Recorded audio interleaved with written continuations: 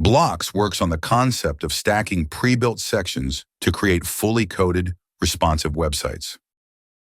We refer to these stackable sections as blocks. Adding a block to a page is incredibly easy.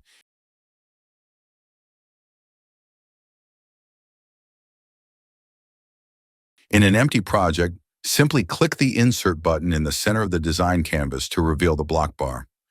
The block bar lets you quickly add blocks to a page in order to rapidly build layouts. There are a wide range of blocks, some with recognizable layouts containing items such as text, images, and buttons, and others that are simply empty. The empty blocks, or structure blocks, are typically used as a blank starting point to insert bricks into in order to create custom layouts. It's important to remember that a block and everything within it can be selected, edited, or even deleted once it's been added to the page. To add a block, all I need to do is click one. The Insert button that I initially clicked to access the block bar is now replaced by the block that I just selected. To add another block to the layout, you'll notice that I now have two options. The blue sections above and below the block I just added are the global areas. Clicking the Insert button from either of these areas would insert a block into one of the global areas of the project. The basic concept of global areas is that any blocks placed within them will show on every page across the entire site. If I want to add another block that will only show on the current page, I need to continue adding to the dynamic area of the page.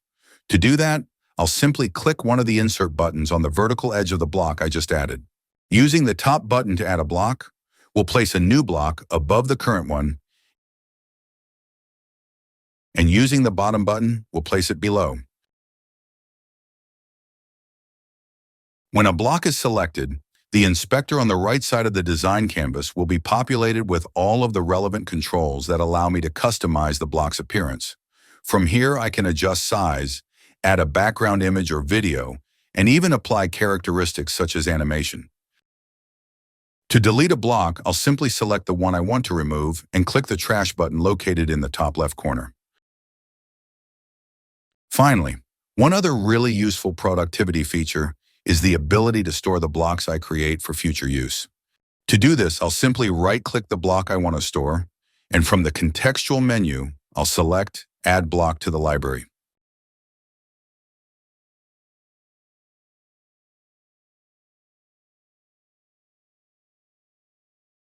Now when I open the block bar, my stored block is available.